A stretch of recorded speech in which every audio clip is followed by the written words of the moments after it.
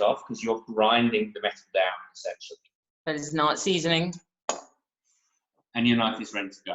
Now we're going to do some basic knife skills. So the first class, we're not going to start making crab bisque or souffles or anything like that. But these are very important little skills to learn if you want to continue. If you want to carry on cooking, these are very important things to learn. And you can never stop practicing. Like, I dice onions all day long, and I have done for 20 odd years, but sometimes I still do a terrible job of it. But I'm going to show you the very basic, how to dice an onion. So we have our basic yellow onion here. We're going to cut off the top, leaving the tail. And then we're going to cut the onion in half. Mark, we've got a question. Question? Question is, how much do I need to spend on a good knife? Not much.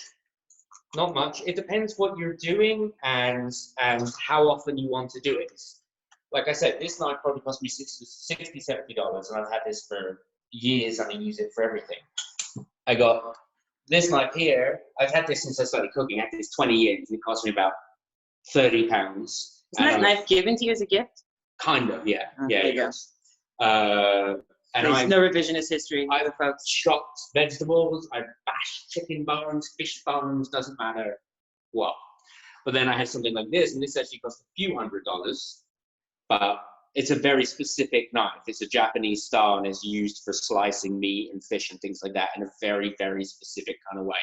But if you're at home, you really don't need to spend too much on a knife, okay? And you don't need too many knives. You need 1 or 2 knives, 3 or 4 at the most, depending on what you're doing, that really get all the job done. You don't need this massive, massive set. Right, So, back to the onion. Dicing our onion. So we peeled it, we've taken the top off, we've left the tail. Now what we're going to do is we're going to slice, leaving a little bit here uncut.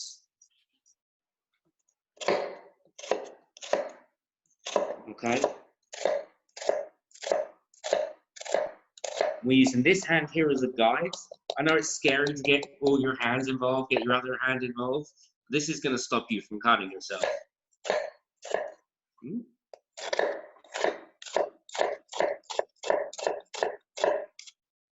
Can I just get a view of that bad boy? Turn that around to me. Turn that baby around. Look at that. That is gorgeous. Look at her. Huh? Hello, Mrs. Onion. All right. Okay. Now we slice it all the way through. We can do 1 through the middle.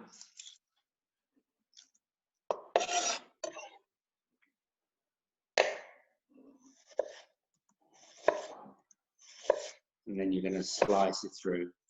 Now remember, when you're cutting, you have a full blade. You have a whole blade to use from the top to the tail.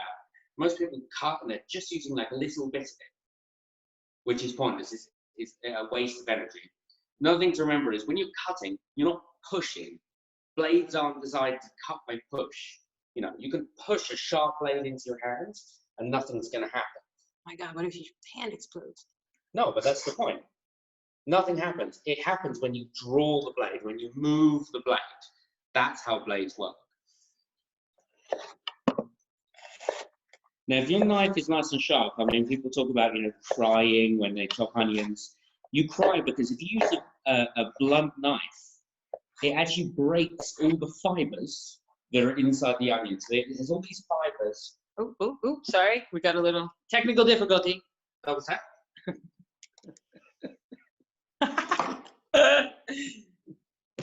There we go. What the hell happened? You got it? Maybe. I don't know if I don't think I do. Here we go. You're making Making me dizzy.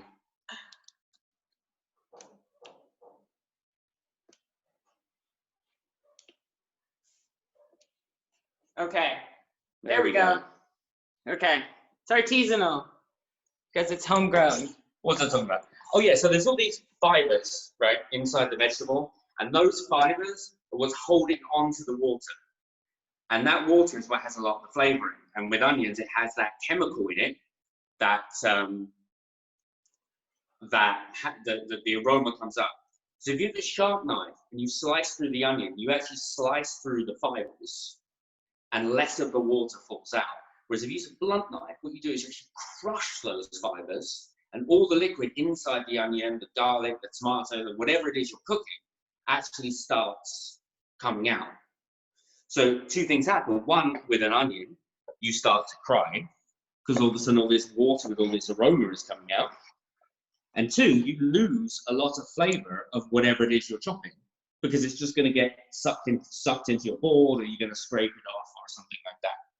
So sharp knives actually cost you less ultimately in ingredients because you have to use less ingredient to make something flavorful than if you use a blunt knife. So it's always very handy.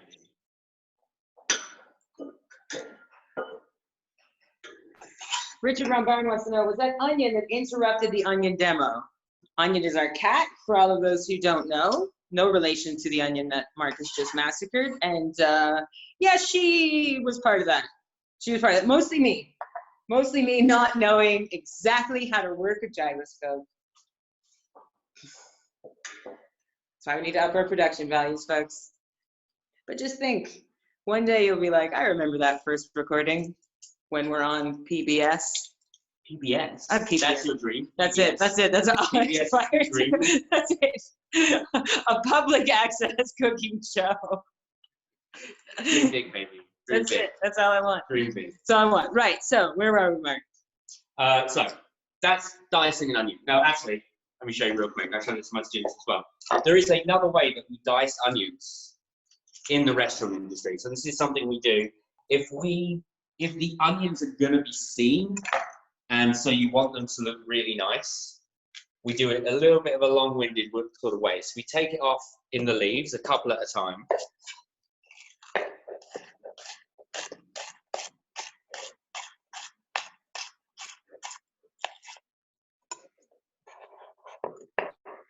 We cut it into our slices, and then we cut through. So it gives you a much squarer, much more precise sort of slice. So if we were doing something, a beef tartare, something where you're really going to see those onions in there, we cut this. This is like a show cut rather than a practical cut. But if we're just making a ragu or a bolognese or something, we do it the other way. All right, you can actually see there. It's a much more of an even, square, better looking cut. It just takes so much longer to do it that way. It does as well. That's what you make me do all the time. Yeah, well. Now I know why. You've got to learn. Okay. So, where are we at, Mark? We are, you good? I am great. I'm great. I wish that I was that onion being chopped and that onion was filming. So the next thing I'm going to show you is slicing garlic. So we're going to take the little root off the garlic. We're going to give it a little crush, which is just going to help release that skin. And then it's as simple as, remember, we're drawing the knife. Now I don't need to use the whole blade because the garlic isn't that big. So I'm using my finger to guide. And we're getting nice thin slices. Another question here. What is the worst cut that you've ever gotten? Cuts. I assume on your... To me personally, Yes. the worst cut I ever got was I was taking the skin off a piece of pancetta, and I had my hand flat on the pancetta, and I had the knife working this way, taking the skin off, and I slipped through the skin and I sliced right through my thumb from tip to knuckle. I sliced like halfway through my thumb, all the way down. I don't know why I'm showing your son And like severed the whole thing. You won't get to see the camera, but you can Well, see. hopefully not. God. When I stitched it back together, you can see it's like a perfect ridge in my thumb. And when it gets cold, it's painful as well. So we have our onions, we have our garlic. The last thing I'm going to show you is something we do a lot. So I'm saying about when you're cutting things, trying to cut them as little as possible. You want a sharp knife and you want to cut them as little as possible. The more you cut them, the more damage you do to it, the more flavor you use. Sometimes you want that. Using a mortar and pestle is all about bruising. It's all about crushing the fibers rather than using a blender which cuts it. That's why pesto made in a mortar and pestle tastes better than pesto made in a blender, because the blender cuts the leaves, the mortar and pestle crushes the leaves and all the oils and all the water and everything that comes out, which is what you want.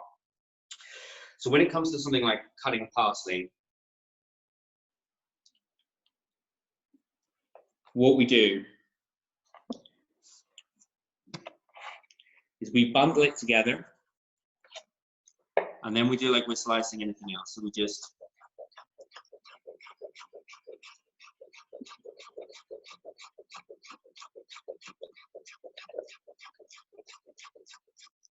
and that's actually what the French, that's a chiffonade, as they would call in French. So fancy. Okay. Now, if you want it smaller, you can cut it down again. So typically, if we're cutting it like they do, like sprinkling a nice bit of parsley on the plate, but we'll do the same. We bunch it up and we slice it through. As you can see, as I'm cutting it, this is a wooden board, so it's a porous board, but I'm not getting all that green on there that you get when you usually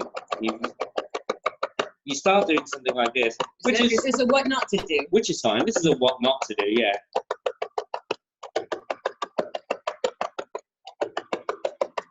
You're going to start to see all of the green coming out of the parsley. That's all of the chlorophyll, all that water coming out. And that's why when they sprinkle parsley all over your plate, it doesn't taste like anything. It's entirely pointless because they just chopped all of the flavor, all of the life out of it. Okay?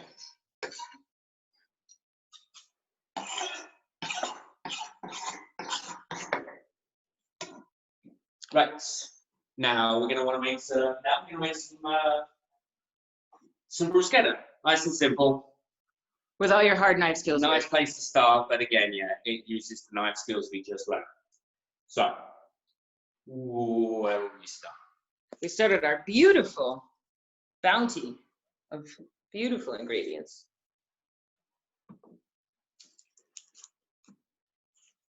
Got some salt. We got some oregano, some marjoram. Some marjoram. There's no hard and fast for bruschetta.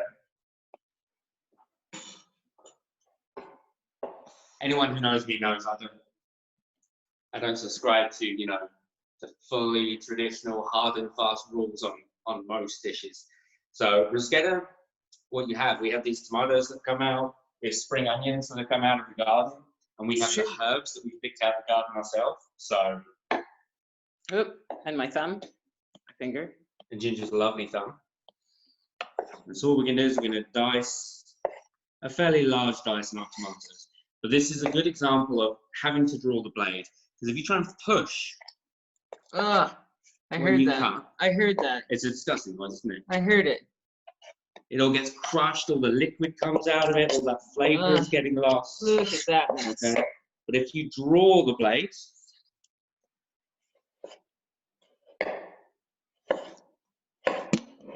Look, it's an action shot. and you don't have any of that mess. I feel like I'm watching an infomercial. The guy who can't seem to get, he can't The guy seem who to cut cuts you to cut tomatoes, and then the other guy who cuts a can. you need Bronto's tomato cutter.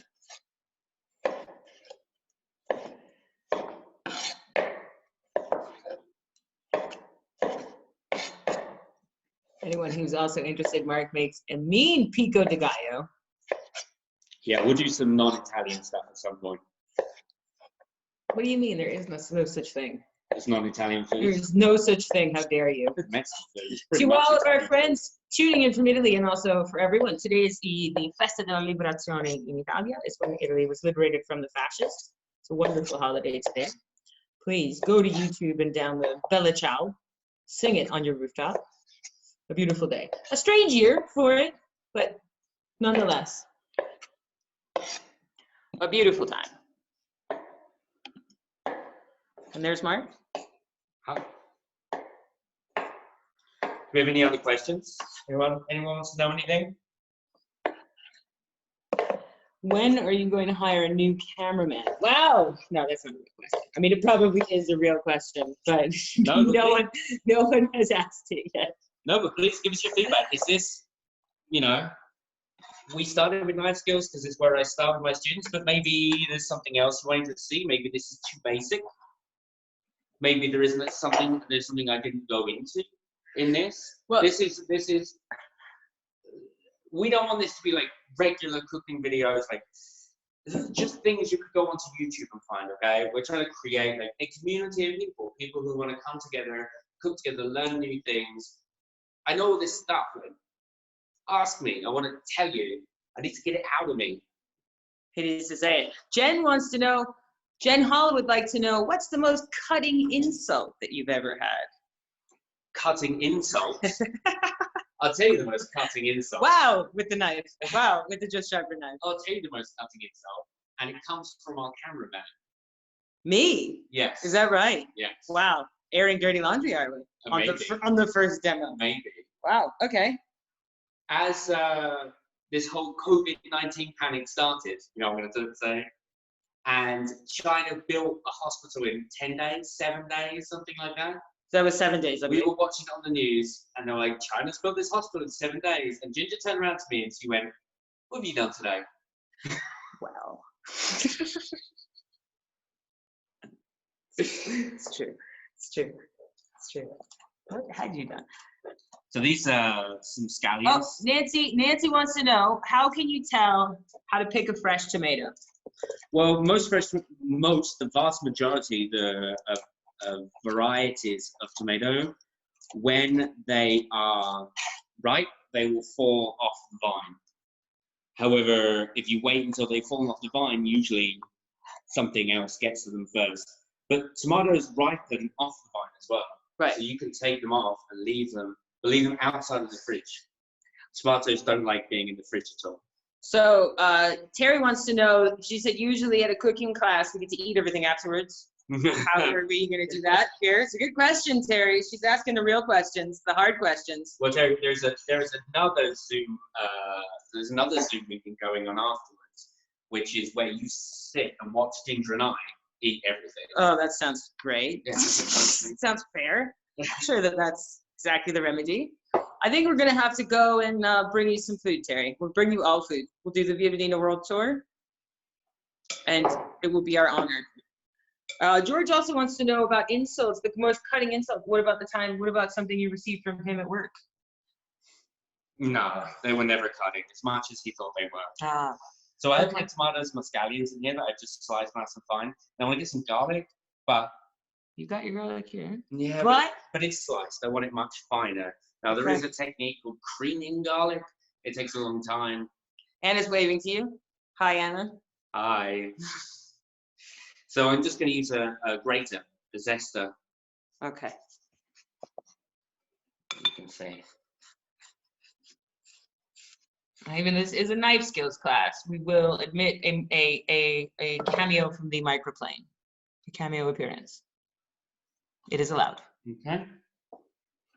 We do have another class, though, that you do have a class on all the other tools that you can potentially kill yourself with, like microplanes and mandolins and things like that. I've cut myself more times on a potato peeler than I ever have on a knife. It's true. Mandolins, graters. It's true. So true. And then last we're going to get there's some marjoram. It's like oregano, for anyone who doesn't know marjoram. It's a bit more fragrant.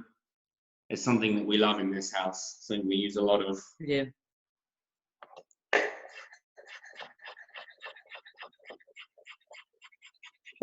Cutting like a champ. What have you done today? It's true. What had you done that day, though? Oh, To be honest. I'd watch TV. Exactly. Yeah. I mean, I was sitting on the couch next to you. So here's our little mix. So we've got some tomatoes. We've got some onions, some spring onions, and that garlic in there, some parsley. Mark's got some olive oil, Some olive oil. a hefty dose, Don't be shy. bit of salt. Same pepper grinder he's had for 25 years. I think he stole it from a Pizza Hut. Yeah, maybe. And we're going to put a little bit of apple cider vinegar in there, white wine vinegar in there. Now you really want to do this, and like a pico de gallo, you want to leave it a few hours at least, because that salt is going to macerate. It's going to draw all the liquid out of the tomatoes. It's going to macerate it, and they become a bit softer and a bit sweeter and everything like that. So it's really something you can even make a day in advance.